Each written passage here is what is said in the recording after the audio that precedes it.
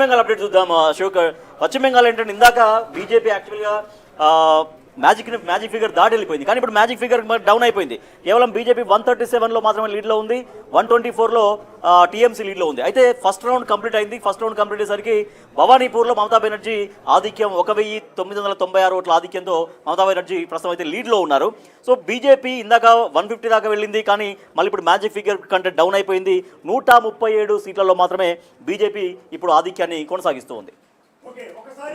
తమిళనాడుకి మళ్ళీ అప్డేట్కి వెళ్దాం. ఆల్మోస్ట్ పశ్చిమ బెంగాల్ బీజేపీ చేతిలోకి వెళ్ళిపోయింది, అస్సాం బీజేపీ చేతిలోకి వెళ్ళిపోయింది, పుదుచ్చేరి బీజేపీ చేతిలోకి వెళ్ళిపోయింది, సో కేరళ యూడీఎఫ్ చేతిలోకి వెళ్ళిపోయింది. అండ్ నెక్స్ట్ తమిళనాడు 104కి చేరుకుంది. టీవీకే 104 స్థానాలకు చేరుకుంది. దాదాపుగా మనం చూస్తున్నాం డిఎంకే 51 స్థానాలకు పడిపోయింది. అన్నా డిఎంకే 69 స్థానాల్లో ఉంది. టీవీకే 104 స్థానాలకు ఎగబాకింది. అంటే ఇప్పుడు బీజేపీ దూకుడు కొనసాగిస్తుంది. ఎందుకంటే అందరూ ఊహించినట్లుగానే బీజేపీ తన అధికారాన్ని కైవసం చేసుకుంటుంది. మరోవైపు మమతా బెనర్జీ పెట్టుకున్న ఆశలన్నీ అడియాశలుగానే మారిపోయాయి. ఎందుకంటే దాదాపుగా ఆమె రికార్డు స్థాయిలో సీఎంగా కొనసాగుతానని ఆలోచన చేసింది, కానీ ఎక్కడ కూడా బీజేపీ దానికి అవకాశం ఇవ్వలేదు. మరోవైపు మిగతా రాష్ట్రాలు కూడా అదే దారిలో ప్రయాణం చేస్తున్నాయి. ఒక విధంగా చెప్పాలంటే బీజేపీ తన వ్యూహకర్తగా ఏదైతే రాష్ట్రాల్లో పొత్తులు పెట్టుకుందో, మిగతా రాష్ట్రాల్లో ప్రయాణం చేస్తుందో వాటన్నింటిలో కూడా తన దూకుడిని ప్రదర్శిస్తుంది. అందులో వెస్ట్ బెంగాల్ ప్రధానంగా కనిపిస్తుంది. మన వెస్ట్ బెంగాల్ నుంచి ఆ అప్డేట్స్ అందించడం కోసం రాజేష్ మనతో అందుబాటులో ఉన్నారు. రాజేష్.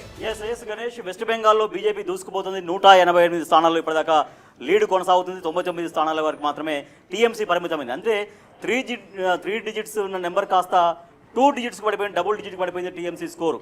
ఇప్పటిదాకా 100, 110, 120 దాకా ఉన్నటువంటి స్కోరు, అంటే సీట్ల సంఖ్య, లీడ్ల సంఖ్య 99కి పడిపోయింది. అది ఇంకా మెల్లగా ఇంకా మరింతగా క్షీణించేటువంటి అవకాశం ఉన్నట్టుగా మనకు తెలుస్తోంది. ఎందుకంటే బీజేపీ నిమిషానికి తన స్కోర్ను పెంచుకుంటూ వెళ్తోంది. 188 స్థానాల్లో ఇప్పుడు బీజేపీ తన లీడ్ను కొనసాగిస్తోంది. మమతా బెనర్జీ స్పీడ్కు బ్రేకులు వేస్తామని చెప్పినటువంటి బీజేపీ అన్నట్టుగానే అక్కడ పశ్చిమ బెంగాల్ని కైవసం చేసుకున్నటువంటి పరిస్థితి. వరుసగా 3 సార్లు హ్యాట్రిక్ సాధించినటువంటి మమతా బెనర్జీ మరొక హ్యాట్రిక్ విజయానికి, అంటే మరొక హ్యాట్రిక్కి ఆరంభం చేసుకునే ఆలోచనలో మమతా బెనర్జీ స్పీడ్గా అయితే కళ్ళెం వేసింది బీజేపీ. పశ్చిమ బెంగాల్ని చేజిక్కించుకుంది. అంటే ఇక ఒక పెద్ద విజయంగా బీజేపీ. రాజేష్, ఇక్కడ కీలకంగా మనం మాట్లాడుకోవాల్సింది దీదీకి సంబంధించిన ముందు నుంచి కూడా అంచనాలు మనకి వ్యక్తమవుతుంది. దాంట్లో చాలా మంది ఎగ్జిట్ పోల్స్ దాదాపు 18 సంస్థలు ఇస్తే మెజార్టీ సభ్యులు సంబంధించింది మాత్రం దీదీకే ఇచ్చారు. ఎందుకంటే మమతా బెనర్జీ తిరిగి అధికారంలో చేపడుతుందనేది ఇచ్చారు. 1-2 సంస్థలు తప్ప ఒక స్ట్రాంగ్ గా చెప్పలేకపోయినాయి. కానీ ఎక్కడ వైఫల్యం ఉంది? ఎందుకంటే బీజేపీ ప్రచారణ వ్యూహంలో ముందుకెళ్ళిందా, లేకపోతే దీదీకి సంబంధించిన ఏవైతే మిగతా అంశాలు ఉన్నాయో ఆ అంశాల పట్ల ఆ ఓటమిని చెవి చూడడానికి ప్రధాన కారణం ఏదనుకో. సో ముఖ్యంగా అంటే ఈ మధ్య కాలంలో ఆర్జీకర్ ఘటన ఏదైతే ఉందో, రేప్ చేయడం, అమ్మాయి పట్ల రేపు గురి కావడం అనేది చాలా వరకు విమర్శలకు దారితీసింది. మమతా బెనర్జీ ప్రభుత్వానికి చాలా వరకు ఒక ఇబ్బందికర పరిస్థితి. సో దాన్ని బాగా బీజేపీ క్యాచ్ చేసుకుంది. దట్టు ఆ బాధితురాలి తల్లికి బీజేపీ టికెట్ ఇచ్చి ఆమెను కూడా ఇక్కడ గెలిపిస్తున్నటువంటి పరిస్థితి. అంటే ఇట్లా చాలా అంశాలు ఉన్నాయి. దట్టు యాంటీ కంబైన్స్ ఖచ్చితంగా ఉంటుంది. ఒకసారి, రెండవసారి, మూడవసారి వరుసగా 15 సంవత్సరాల నుంచి ఒకే లీడర్ని ముఖ్యమంత్రిగా చూస్తున్నటువంటి ప్రజలు ఈసారి డెఫినెట్గా చేంజ్ కోరుకున్నారు. బీజేపీ అదే అందిపుచ్చుకుంది. బీజేపీ 2016లో కేవలం 3 స్థానాల్లో మాత్రమే విజయం సాధించింది. తర్వాత 2021కి వచ్చేసరికి ఏకంగా 3ను 77 దాకా తీసుకెళ్ళింది. అంటే దాదాపుగా 25 ఇంతలు దాన్ని ఎక్కువగా తీసుకెళ్ళింది. 77 స్థానాల్లో అప్పుడు బీజేపీ విజయం సాధించింది. అంటే వాళ్ళకి అర్థమైంది, బీజేపీకి అర్థమైంది, ఇక్కడ కనుక ఖచ్చితంగా ఫోకస్ చేస్తే మమతా బెనర్జీని ఖచ్చితంగా గద్దె దించవచ్చు. కాబట్టి ఇది ఇక్కడ 77. రాజేష్, ఇక్కడ మనం పశ్చిమ బెంగాల్ రాజకీయాలను మాట్లాడుకుంటే 3 దశాబ్దాలుగా పరిపాలన చేసిన కమ్యూనిస్ట్ పార్టీలు కనిపిస్తాయి మనకి. ఎందుకంటే జ్యోతి బసు కావచ్చు, బుద్ధదేవ్ భట్టాచార్య కావచ్చు, వీళ్ళందరూ 33 సంవత్సరాల పాటు ఆ పార్టీ ఏకఛత్రాధిపత్యంగా పరిపాలన సాగించిందంటే అక్కడ ఉండే ప్రజల ఆ మైండ్ సెట్ ఆ విధంగా ఏ పార్టీ కూడా 1 టర్మ్తోనో 2 టర్మ్లతోనో వచ్చింది ఎక్కడ మనకు కనిపించదు. కానీ ఎందుకు ఇక్కడ బ్రేక్ చేయగలిగారు? ఎందుకంటే ఇక్కడ మమతను బ్రేక్ చేయాలంటే 3 సార్లు ఇచ్చారు. మమతాకి 3 సార్లు ఇచ్చారు. 3 సంవత్సరాలు ఇచ్చిన 15 సంవత్సరాలు అయింది. 15 సంవత్సరాలు వాళ్ళ మైండ్ సెట్ ఇప్పుడు 3 దశాబ్దాలు అంటే 33 సంవత్సరాల పాటు కమ్యూనిస్ట్ పార్టీని ఉన్నదాన్ని కేవలం మమత మాత్రమే దాన్ని బ్రేక్ చేయగలిగింది. దానికి కూడా టాటా ఇష్యూ కావడం అది పెద్ద ఇష్యూగా మారింది. ప్రతి సందర్భంలో అలాగే ఉండే ఈక్వేషన్ ఉండకపోవచ్చు. మీరు అన్నట్టుగా కమ్యూనిస్టులకు 34 సంవత్సరాల అవకాశం ఇచ్చారు అదే ప్రజలు, అంటే 3.5 దశాబ్దాల పాటు అవకాశం ఇచ్చినటువంటి ప్రజలు. మమతకు కూడా అదే రకంగా ఇస్తారు అనుకోలేము. యాక్చువల్గా నిజం చెప్పాలంటే మంచి అవకాశం ఇచ్చారు మమతా బెనర్జీకి. అంటే వాళ్ళ ఆలోచన ఏ రకంగా ఉంటుందని నేను అనుకుంటున్నానంటే, ఒక 5 సంవత్సరాల్లో ఒక ప్రభుత్వం ఏం చేయలేదేమో, మరొక అవకాశం ఇస్తే కనీసం 2 టర్ములో 3 టర్ములో ఇస్తే కొంత వాళ్ళు చేయగలిగిన పని చేస్తారేమో అనే ఆలోచన అక్కడి ప్రజలు కలిగి ఉంటారేమో నాకు అనిపిస్తుంది. అంటే నేనన్నది ఏంటంటే, కమ్యూనిస్ట్ పార్టీలకి సంబంధించిన ఒక ఐడియాలజీ నడిచిన ఒక రాష్ట్రం అది. అంటే ఆ రాష్ట్రం ఐడియాలజీ నుంచి ఏ రోజు కూడా మమతా బెనర్జీ దగ్గరికి వచ్చేప్పటికి డీవియేట్ కాలేదు. అంటే కమ్యూనిస్ట్ పార్టీని వ్యతిరేకించారు చెప్పించి ఆమె ఐడియాలజీ చాలా మందికి అదే ఐడియాలజీతో నడిచారు. అంటే ప్రభుత్వ శాఖలు కావచ్చు, అధికారులు కావచ్చు, మిగతాది. అండ్ బీజేపీ రాజకీయాలు ఈ రోజున అత్యధిక మెజారిటీ తెలుతుందంటే మనం ఎలా చూడాల్సిన అవసరం ఉంది అంటే, ఒక్కసారిగా కమ్యూనిస్ట్ పార్టీలో ఉంటే రైట్ వింగ్స్ నుంచి ఒక ఏదైతే లెఫ్ట్ వింగ్స్ నుంచి రైట్ వింగ్స్ కి ఏమైనా మారుతుందా, ఎందుకు అక్కడ ఉండే ప్రజల ఆలోచన ఏ విధంగా మారుతుందని 30 సంవత్సరాలు జనరల్ గా ప్రతి 10 సంవత్సరాలకి ఒక జనరేషన్ ఆలోచన మారుతూ ఉంటుంది. అంటే జనరల్గా ఉన్నటువంటి క్యాలిక్యులేషన్ ప్రకారం ఎవ్రీ 10 yearsకి ఒక జనరేషన్, ఒక తరం అనేది ఆలోచన విధానం మారుతూ వస్తుంటుంది. ఆనాడు కమ్యూనిస్టులకు అవకాశం ఇచ్చినటువంటి సందర్భంలో ఉన్నటువంటి పరిస్థితులు వేరు, ఆనాటి జనరేషన్ వేరు, ఆనాటి ఆలోచన విధానం వేరు. తర్వాత మారుకుంటూ వస్తున్నటువంటి విధానాన్ని కూడా పరిశీలిస్తున్నారు. సో ఇప్పుడు ఎక్కడ చూసినా కూడా కొంత మోడీ వేవ్ అనేది ఇంకా కూడా కొనసాగుతుంది వాస్తవానికి. ఎందుకంటే వరుసగా ఆయన 3 సార్లు ప్రధానమంత్రి కావడం అనేది కూడా నాట్ ఏ జోక్ అసలు. అది ఒకసారి ప్రధానమంత్రి అవ్వడమే ఎక్కువ. సో అదే ప్రధానమంత్రి కావడానికి రాహుల్ గాంధీ ఎంత కష్టపడుతున్నాడో మనం చూస్తున్నాం వాస్తవానికి. అదే ప్రధానమంత్రి నరేంద్ర మోడీ వరుసగా హ్యాట్రిక్ విజయం సాధించారు. అంటే ఆ నరేంద్ర మోడీ అనేటువంటి వేవ్ నిజానికి ఉంది. ఇప్పుడున్నటువంటి జనరేషన్లో ఈ మూడు దశాబ్దాల కాలంలో చాలా వరకు ఆలోచన విధానం మారుతూ వచ్చింది. గత 20 సంవత్సరాలుగా నరేంద్ర మోడీని చూసే వాళ్ళు ఉన్నారు. వాళ్ళ నుంచి ఒక భావజాలం అనేది డెఫినెట్గా స్ప్రెడ్ అయ్యింది. ఇక్కడ కీలకంగా మనం ఆలోచించాల్సింది ఏంటంటే, మోదీ 3 పర్యాయాలు ప్రధానిగా గెలిచినప్పుడు కూడా లేని ఆనందం, లేదా ఆ పార్టీలకి సంబంధించిన క్యాడర్ ఆనందం కావచ్చు. ఇందులో పశ్చిమ బెంగాల్లో ఈ రోజే విజయం సాధించినప్పుడు ఆయన సాయంత్రం 5 గంటలకి పార్టీ కార్యాలయానికి వస్తారు, ప్రధానమంత్రి ప్రకటన చేస్తే మిగతా క్యాడర్ అంతా రావాలని ఒక ఆలోచన అయితే కనిపిస్తా ఉంది. సుజాత, ఏదో బ్రేకింగ్ ఉన్నట్టుంది నీ దగ్గర. విజయం సాధించింది ఇప్పుడే అఫీషియల్ గా అందినటువంటి ఇన్ఫర్మేషన్. ఓ బిగ్ బ్రేకింగ్ లా మనం చూడాలి. పుదుచ్చేరిలో అంటే మొదటి 5 రాష్ట్రాల్లో విజయం సాధించిన దీంట్లో రాష్ట్రాల్లోన పుదుచ్చేరిలోన మనకి కీలకంగా మనకు కనిపిస్తోంది. బిగ్ బ్రేకింగ్ మనకు కనిపిస్తోంది. ఒక పర్సన్ విన్ అయ్యాడు అన్ని రౌండ్స్ లో కలిపి ఇటు ఎన్డీఏకి సంబంధించి. అంటే మొట్టమొదటి ఫలితంలోన వచ్చిన దాంట్లోన ఓకే, రాష్ట్రంలో జరిగిన ఎన్నికలకు సంబంధించి ఒక నియోజకవర్గానికి సంబంధించి మొట్టమొదటి ఎన్నిక మనకు కనిపిస్తుంది. రంగస్వామి సీఎం అభ్యర్థి రంగస్వామినే విజయం సాధించాడు. రంగస్వామి విజయాన్ని మనం చూస్తే దేశ చరిత్రలోనే 441 ఓట్ల ఆధిక్యం, దేశ చరిత్రలోనే ఒక అతిపెద్ద విన్నింగ్ గా చూడాలి. ఎందుకంటే రంగస్వామి విజయం అనేది తట్టంచావిడియా నుంచి మరొక సీఎం అభ్యర్థి కూడా పోటీ చేశాడు. అంటే ఇక్కడ వైద్యలింగం ఆల్రెడీ ఓడిపోయాడు, ఇక్కడ గెలిచింది రంగస్వామి. అంటే ఇతనే సీఎం అభ్యర్థి, ఒక్క చోటనే ఈసారి పోటీ చేశారు కాబట్టి సో ఇది ఒక బిగ్ బ్రేకింగ్ న్యూస్ గా కూడా చెప్పుకోవచ్చు. సౌత్ ఇండియాలో బీజేపీకి ఒక ఎంట్రీ దొరికింది కదా. అవును, సౌత్ ఇండియాలో ఇప్పుడు కేరళ అంటే 5 రాష్ట్రాలకు సంబంధించి దానితో ఇప్పుడు 4వ రాష్ట్రంగా అయింది ఏది దేశంలోనే కాంగ్రెస్కి. ఇప్పుడు కేరళలో రావడంతో 3 అయింది. సౌత్ ఇండియాలో కాంగ్రెస్ బలపడుతోంది. అలాంటి బలపడుతున్న ఈ సౌత్ ఇండియాలో చిన్నగా నిదానంగా అటు నుంచి దూసుకొని వస్తుంది. ఒక చిన్న ఎంట్రీ దొరికింది బీజేపీకి. సుమతి, ఇప్పుడు అస్సాం కోసం మనం మాట్లాడుకుందాం. అస్సాంలో రాజకీయ పరిస్థితులు ముందుగానే ఊహించినట్లుగానే ప్రయాణం చేస్తున్నట్టు కనిపిస్తుంది. మీరేమంటారు? అస్సాంలో ఇప్పుడు గత 10 ఏళ్ల నుంచి కాంగ్రెస్ అసలు అధికారం లేదు, దూరంగానే ఉంది. ఈసారి గొగోయిని పెట్టడానికి కూడా అక్కడ హైరార్ ఏదైతే మనకు పాతకాలం నుంచి వస్తున్న ఆ హెరిడిటరీని క్యారీ చేయడానికంటూ ఒక మంచి క్యాండిడేట్ని కోల్పోయింది ఇక్కడ కాంగ్రెస్. వాళ్ళు పోస్ట్ మార్టం చేసుకుంటే శర్మ ఒక మంచి క్యాండిడేట్, కానీ ఈ హైరార్కీలో వచ్చిన బేసిస్ తోటి పక్క దొరకటట్టు ఒక బీజేపీ ఎన్కాష్ చేసుకుంది. అండ్ బీజేపీ చాలా చక్కగా పోర్ట్రే చేసింది.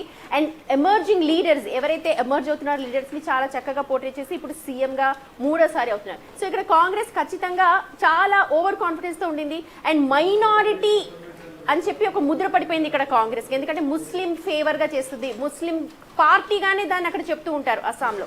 సో ఆ దాన్ని బ్రేక్ చేయడంలో బీజేపీకి సక్సెస్ అయింది. ఇక్కడ బంగ్లాదేశ్ నుంచి వస్తున్న ముస్లిమ్స్ వేరు, మన దగ్గర ఒరిజినల్గా ఉన్న ముస్లిమ్స్ వేరు. ఆ భావనని చాలా క్లియర్ కట్గా తీసుకొచ్చింది. అండ్ నేను ఇందాక ఫస్ట్లో చెప్పినట్టుగా చిన్న ఇష్యూస్ మీద కూడా అడ్రస్ చేసింది. అక్కడ ఉన్న టీ ట్రైబ్స్కి స్కూల్స్ కట్టడం, లేకపోతే రోడ్స్ బిల్డప్ చేయడం, వాళ్ళకి కావాల్సిన ఫెసిలిటీస్ని అందించడం, ఈ చిన్న చిన్న అంశాల మీద గత 5 ఏళ్లుగా, ఇది ఇప్పటి నుంచి పెట్టింది కాదు, గత 5 years నుంచి కూడా బీజేపీ ఈస్టర్న్ కంట్రీస్ మీద ఎలాగ ఫోకస్ చేయాలి, ఇది ఒక ఆరంభం అనుకోవాలి. రేపు నాడు ఖచ్చితంగా మొత్తం ఈస్టర్న్ అన్ని కూడా బీజేపీ వయసం అయిపోవడానికి కూడా ఇది ఒక మంచి సుమతి, కేవలం అభివృద్ధి కాకుండా ఈ మధ్య కాలంలో ఈశాన్య రాష్ట్రాల్లో జరిగిన ఏదైతే అది పోరు కావచ్చు, అంటే హిందూ వర్సెస్ జరుగుతున్న ఇది కావచ్చు, ఇన్ని ఫ్యాక్టర్ అంతా బీజేపీకి ఎంతవరకు కలిసి వచ్చింది అనుకోవాలి? ఖచ్చితంగా కలిసి వచ్చింది. ఎందుకంటే వలసవాదుల్ని అరికడతాం, ఇక్కడ మేము ముస్లిమ్స్కి వ్యతిరేకం కాదు అని స్టార్టింగ్ మన శర్మ చెప్పిన వర్షన్కి, ఎన్నికల దగ్గర పడుతున్న చెప్పిన వర్షన్కి చాలా డిఫరెన్స్ కనిపించేది. ఎందుకంటే సోషల్ మీడియాలో కూడా మనం చూసాము, ముస్లింకి ఒక గన్ను గురి పెట్టిన తర్వాత పెట్టిన ఒక పోస్ట్ చాలా సంచలనంగా మారింది, యాంటీగా మారింది. కానీ దాన్ని తను ఫేవర్గా మార్చుకొని ఇది కేవలం మన అస్తిత్వానికి కాదు, అస్సామీస్ అస్తిత్వానికి ఇక్కడ నష్టం చేకూరుతోంది. ఇక్కడ హిందుత్వ ఏదైతే అస్సామీస్ ఒరిజినల్ ఉన్నారో వాళ్ళు మైనారిటీస్లోకి పడిపోతూ ఉన్నారు, వాళ్ళు ఎమర్జింగ్, అంటే ఆ సస్టైనబిలిటీ చాలా కష్టంగా మారుతోంది అస్సాంకి అని చెప్పి చాలా చక్కగా పోర్ట్రే చేశారు వాళ్ళు. సో అందుకని ఆ ఓట్లన్నీ కూడా ఇప్పుడు ఇక్కడ కనిపిస్తున్నాయి, ఆ ప్రతిఫలం అంతా ఇక్కడ కనిపిస్తోంది. సో బంగ్లాదేశ్ నుంచి వచ్చిన ముస్లిమ్స్ ని మాత్రమే ఇక్కడ వ్యతిరేకిస్తూ ఉన్నారు, మాకు ఇక్కడ ఎటువంటి ఆపద లేదు. గతంలో మనకి అస్సాంలో ఎప్పుడు చూడు గొడవలు జరిగేవి, ఎప్పుడు చూడు కూడా చాలా గొడవలుగా ఉండేది. కానీ అలాంటి సిచ్యువేషన్ నుంచి వాళ్ళ భద్రత కనిపిస్తోంది, అక్కడ వాళ్ళకి సేఫ్టీ కనిపిస్తోంది, వాళ్ళకి ఎంప్లాయ్మెంట్ కనిపిస్తోంది, అభివృద్ధి కనిపిస్తోంది. సో ఇవన్నీ మనకు ఇంకా లాంగ్ రన్ లో వెళ్ళాలంటే బీజేపీకి పట్టం కట్టాల్సిందే అని ఒక అభిప్రాయం అక్కడ వ్యక్తమైనట్టుగా మనకు ఈ ఫ్యాక్టరీ కనిపిస్తుందా? ప్రధాని నరేంద్ర మోదీ ఒక ఫిగర్, ఎందుకంటే ఇక్కడ ఏ ఎన్నికలు జరిగినా దేశవ్యాప్తంగా ప్రధాని నరేంద్ర మోదీ ఆ ముద్ర లేకుండా ఎన్నికలు జరుగుతుంది. ఈ సౌత్ లో కూడా ఇప్పుడు జరుగుతుంది అది. రైట్, ప్రధాని నరేంద్ర మోదీ ముద్ర ఉంది, కానీ ఇక్కడ శర్మ తన ఇండివిజువల్ గా ఇక్కడ ఫైట్ చేస్తున్నారు. ఇక్కడ శర్మ ఫేస్ ఇమేజ్ ఇంకా పెంచుకున్నారు ఆయన అటు నుంచి ఒక ఐకానిక్ లీడర్ అవుతున్నాడు. కరెక్ట్, ఈశాన్యం నుంచి కరెక్ట్. ప్రతిదానికి రియాక్ట్ అవుతాడు. ఖచ్చితంగా 2 తెలుగు రాష్ట్రాలే, ఓకే, ఖచ్చితంగా 2 తెలుగు రాష్ట్రాలే ఉండబోతున్నాయి. ఇప్పుడు పశ్చిమ బెంగాల్ని వశం చేసుకున్నామంటే ఖచ్చితంగా తెలంగాణను, ఆంధ్రప్రదేశ్ను కూడా వశం చేసుకునేటువంటి ఆలోచనలోనే బీజేపీ ముందుకెళ్తుంది. ఎందుకంటే అవి రెండింటికి తెలుగు రాష్ట్రాలను చేపట్టగలిగితే, తెలుగు రాష్ట్రాల్లో విజయం సాధించగలిగితే ఇక బీజేపీకి తిరుగు ఉండదనేటువంటి భావనలో ఖచ్చితంగా ఉంది. తెలుగు రాష్ట్ర ప్రజలు తీర్పు అనేది చాలా అన్ని రకాలుగా ఆలోచించిస్తారు కాబట్టి ఆ రకంగా తెలుగు రాష్ట్రాలను గెలుచుకుంటే ఇక సౌత్ లో ఖచ్చితంగా పక్కాగా పాగా వేయొచ్చు అనే దాని ఆలోచన బీజేపీ ఖచ్చితంగా చేస్తుంది. అస్సాంలో ఇంకొకటి సిటిజన్షిప్ అమెండ్మెంట్ యాక్ట్, అది కూడా చాలా ఇంపార్టెంట్ ఫ్యాక్టర్. అది దాని మీద కూడా చాలా రచ్చ జరిగింది. ఒక ప్రాంతం దానికి ఫేవర్ ఉంటే ఇంకొక ప్రాంతం దాన్ని వ్యతిరేకించింది. అక్కడ చాలా డిఫరెంట్ గా sectors, upper down, Brahmaputra valley, Barak valley కావచ్చు, హిల్ స్టేషన్ కావచ్చు, లేకపోతే బోడోల్యాండ్, ఈ 4 సెక్టర్స్ చాలా ఇంపార్టెంట్ కీ ఫ్యాక్టర్స్ అక్కడ ప్లే చేస్తాయి. మేడం మిమ్మల్ని ఒక క్వశ్చన్ అడుగుతాను. ఇప్పుడు యోగి లాంటి ఒకనొక క్యారెక్టరైజేషన్ హిమంత బిశ్వ శర్మకి వస్తుందా బీజేపీలో? ఆ హైకు ఆల్రెడీ వచ్చేసింది. He's the one man show. అక్కడ మోదీ ఖచ్చితంగా ఉన్నప్పటికీ కూడా హిమంత బిశ్వ శర్మనే మొత్తం తానే నడిపించారు. ఈసారి 2026 ఎన్నికలని మొత్తం స్ట్రాటజీ ప్లాన్ చేయడం దగ్గర నుంచి ఎవరికి సీట్లు కేటాయించాలి, మొత్తం గ్రౌండ్ లెవెల్లో ఎలాంటి వర్క్ దాన్ని పోర్ట్రే చేయాలనేది మొత్తం స్కెచ్ అంతా కూడా మొత్తం హిమంత బిశ్వ శర్మనే చేశారు. మోడీ పర్సనాలిటీ, మోడీ నాయకత్వము, మోడీ చేసే ప్రచారం సరిపోదు. ఖచ్చితంగా ఆ రాష్ట్రాలకు సంబంధించి ఆ లోకల్ లీడర్షిప్ కూడా అంత స్ట్రెంత్ గా, అంత బలంగా పనిచేస్తే కానీ ఇటువంటి రిజల్ట్స్ రావు. అట్లయితే క్యాండిడేట్ కూడా ఇక్కడ గొగోయ్ కూడా పాకిస్తాన్ తో ఉన్న సంబంధాలు అక్కడ పోర్ట్రే చేసింది బీజేపీ. తనకి గతంలో ఉన్న ఫేమ్ నేమ్ తప్ప తను ఖచ్చితంగా ఒక 8 months ఢిల్లీలో ఉన్న మనిషిని తీసుకొచ్చి 8 months మాత్రమే అస్సాంలో పెట్టారు. సో అంత ఫాదర్ ఇమేజ్ తోటి తను వెళ్ళగలిగాడు, కానీ తనకంటూ అక్కడ ఇమేజ్ ని క్రియేట్ చేసుకోపోయాడు. అస్సాం వాళ్ళు ఓన్ చేసుకోలేకపోయారు. ఒక్కసారి అస్సాం రాజకీయాల నుంచి పుదుచ్చేరికి వద్దాం. సుజాత, పుదుచ్చేరి రాజకీయాలని మీరు మార్నింగ్ నుంచి వాచ్ చేస్తున్నారు, ఇప్పుడు రంగస్వామి వరకు విజయం వరకు చూశారు. ఏమనిపిస్తుంది ఆ ఫ్యాక్టర్స్ అనేది చూస్తుంటే? అంటే గతంలో ఉండే నాలుగు ప్రకారం నడిచింది అనుకుంటారా, కొత్త ట్రెండ్ ఏదైనా కనిపిస్తూ ఉంది అందులో? అంటే పుదుచ్చేరి రాజకీయాలను అబ్జర్వేషన్ చేస్తే పెద్దగా ట్రెండ్ మారినట్లు కనిపించడం లేదు. ఎందుకంటే ఇప్పటికే 4 సార్లు రంగస్వామి ముఖ్యమంత్రిగా చేపట్టారు. కాంగ్రెస్ 2 సార్లు, మరోసారి ఐఎన్ఆర్ కాంగ్రెస్ తను ఓన్ పార్టీ నుంచి. సో ఈసారి కూడా అటు బీజేపీతో పొత్తు ఉన్నప్పటికీ సాధారణంగా ఇది కేంద్రపాలిత ప్రాంతము. అక్కడ ఉన్నటువంటి మెయిన్ మైనస్ చెప్పుకోవాలి అని అంటే అక్కడ కొన్ని నిర్ణయాలు అనేది ముఖ్యమంత్రి తీసుకునేటువంటి అవకాశం ఉండదు. లెఫ్టినెంట్ గవర్నర్ మాత్రమే తీసుకుంటారు. లెఫ్టినెంట్ గవర్నర్ తీసుకోవాల్సినటువంటి నిర్ణయాలు ఒకవేళ ముఖ్యమంత్రి అపోజిట్ చేసినా లేకపోతే అక్కడ రాష్ట్రంలో ఉన్నటువంటి ప్రభుత్వం అపోజ్ చేసినా ఖచ్చితంగా అది రాష్ట్రపతికి వెళ్ళడం, ఆ తర్వాత సెంట్రల్లో ఏ పార్టీ అయితే అధికారంలో ఉంటుందో ఆ పార్టీ నిర్ణయాలు తీసుకుంటుంది. అందుకే ఇక్కడ ఎన్డీఏ కూటమిలో బీజేపీ ఇటు ఐఎన్ఆర్ కాంగ్రెస్ కలిసి కూటమిని ఏర్పాటు చేసి ఈరోజు ముఖ్యమంత్రి అయినప్పటికీ అక్కడ ఉన్నటువంటి రాజకీయ పరిస్థితులు ఏంటంటే అక్కడ ఓటర్స్ భావించేది కేంద్రంలో ఉన్నది బీజేపీ, ఇక్కడ అధికారంలోకి మళ్ళీ బీజేపీతో ఏ పార్టీ పొత్తు ఉంటుందో అక్కడ వస్తే డెవలప్మెంట్ విషయాలు. అంటే సుజాత, మీరు ఉదయం మాట్లాడేటప్పుడు లెఫ్టినెంట్ గవర్నర్ ఉండే 3 ఓట్లు ఏవైతే ఉన్నాయో అవి కీలకంగా మారబోతున్నాయని మీరు ముందు ప్రస్తావించారు. ఎందుకు దాన్ని ఆ బ్రేక్ చేయడంలో ప్రధానమైన అంశం ఏం నడిచి ఉంటుంది?